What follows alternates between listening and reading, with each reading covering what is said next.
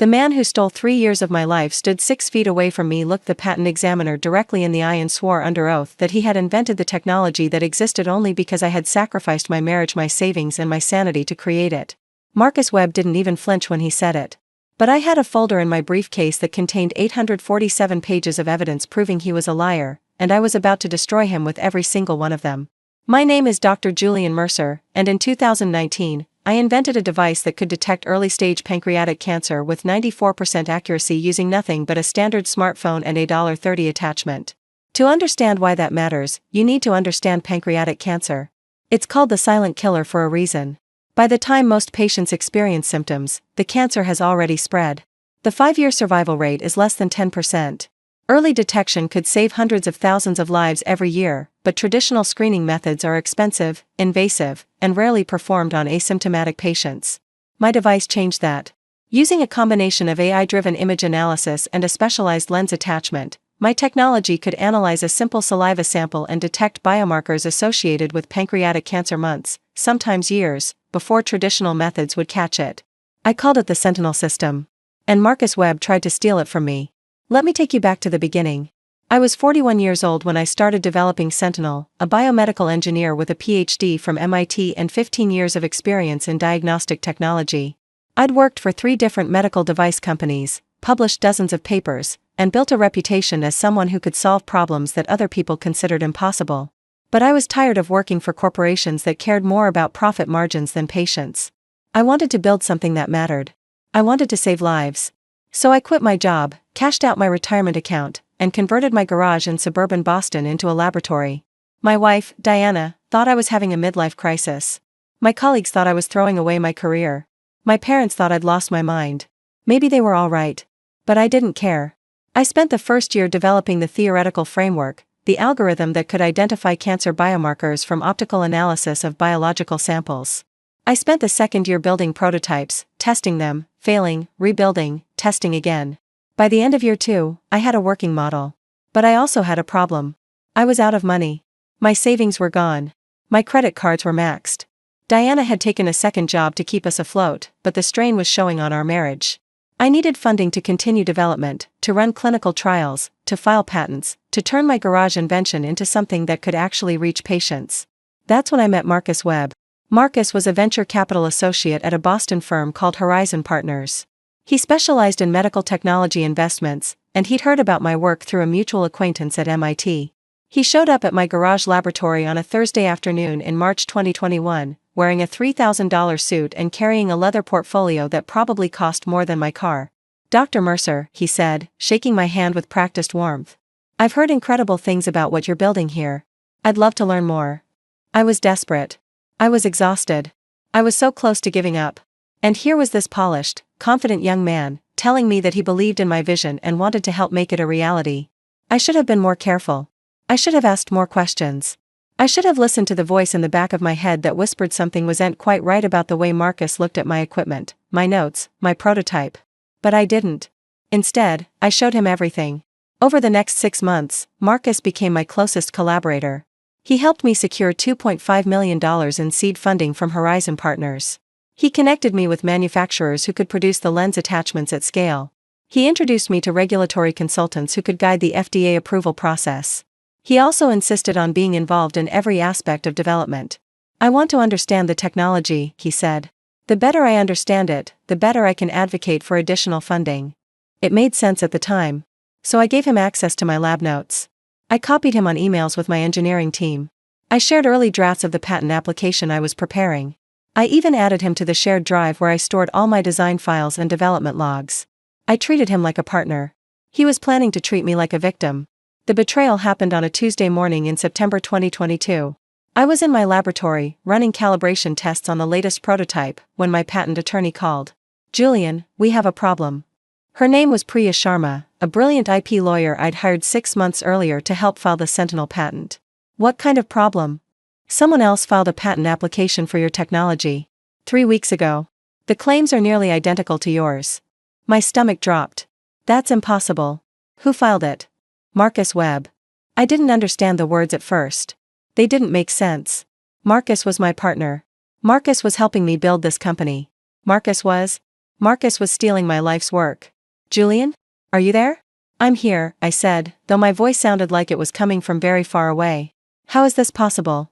He doesn't have the technical background to develop this technology. He's a finance guy. He's claiming that he conceived the core innovation and that you were merely assisting with implementation. His application is structured to position him as the sole inventor with you as a hired consultant. That's a lie. That's an absolute lie. I have years of documentation proving I developed this technology before I ever met him. Then we need to gather that documentation and file an interference proceeding with the patent office. If we can prove prior invention and sole inventorship, his application will be rejected and yours will proceed. What if we can't prove it? Priya was silent for a moment. Then he owns your invention. And there's nothing you can do about it. I hung up the phone and sat in my laboratory for 3 hours, staring at the prototype I'd built with my own hands, trying to understand how I'd been so stupid. Marcus had planned this from the beginning. That's what I realized, slowly, as the shock gave way to cold analytical thinking. He'd sought me out specifically because I was vulnerable. He'd offered help knowing I was desperate.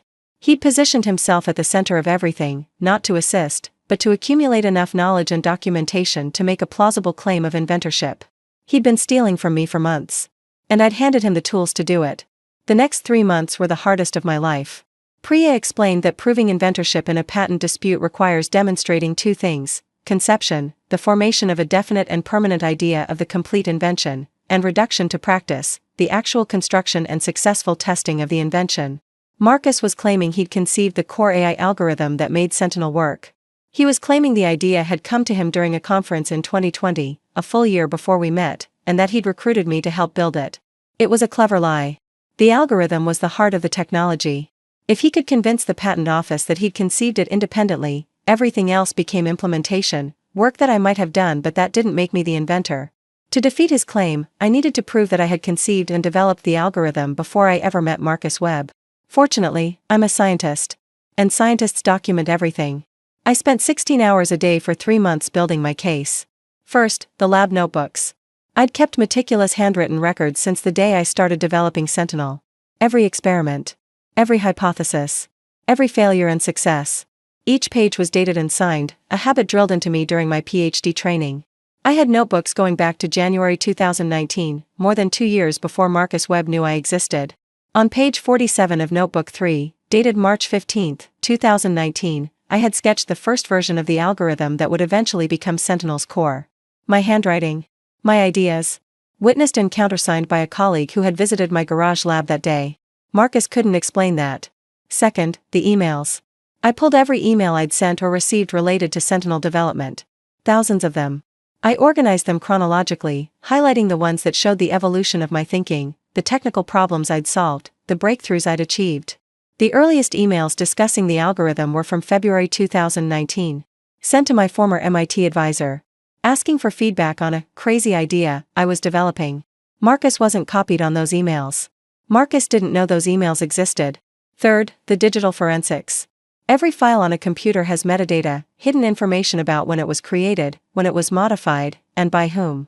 I hired a digital forensics expert to analyze every file on my shared drive, extracting the metadata and creating a comprehensive timeline of development. The results were devastating to Marcus's case. The core algorithm file had been created on April 3, 2019, by user J. Mercer on a computer registered to my home address. It had been modified 247 times over the following 2 years, each modification logged and timestamped. The first time Marcus Webb accessed that file was March 12, 2021, the day after I gave him access to my shared drive.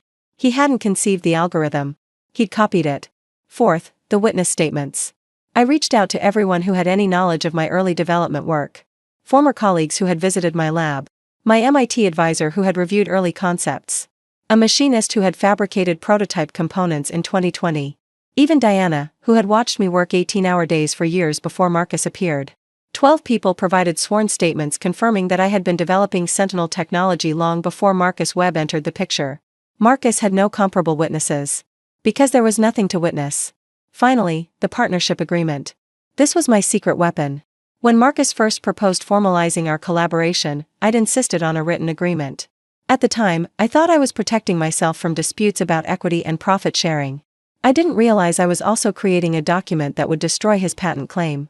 The agreement, signed by both of us and dated April 2021, explicitly stated that I was the sole inventor and creator of the Sentinel technology and that Marcus's role was limited to business development, fundraising, and commercialization support.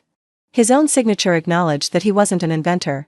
And unlike lab notebooks and digital files, a signed contract is nearly impossible to dispute. The Patent Trial and Appeal Board scheduled an interference proceeding for June 2023. An interference proceeding is essentially a trial to determine who invented something first. Both parties present evidence, witnesses can be called, and a panel of administrative judges makes a binding determination. The stakes couldn't have been higher. If Marcus won, he would own the Sentinel patent. He would control the technology. He could license it, sell it, or simply bury it while I watched helplessly. If I won, his claim would be dismissed, my patent would proceed, and his reputation would be destroyed. There was no middle ground. The hearing took place in a conference room at the USPTO headquarters in Alexandria, Virginia. 3 administrative patent judges sat at the front. Marcus and his legal team sat on one side. Priya and I sat on the other. Marcus looked confident. He wore another expensive suit.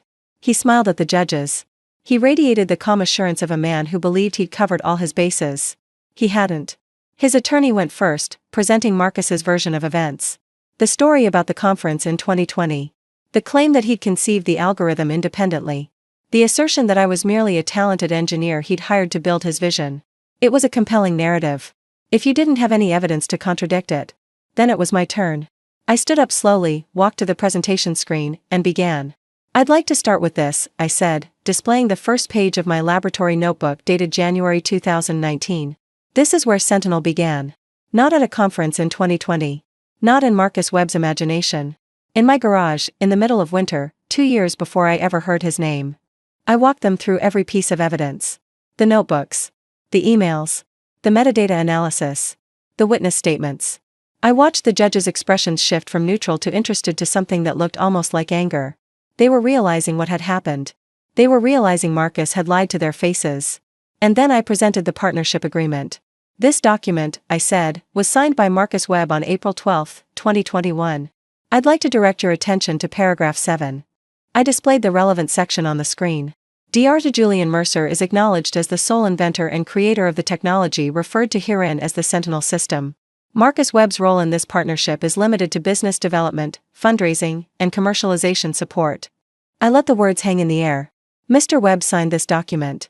He acknowledged in writing that I was the sole inventor. And now he's claiming that he conceived the technology independently, that I was merely his assistant. I turned to look at Marcus directly. One of those things must be a lie.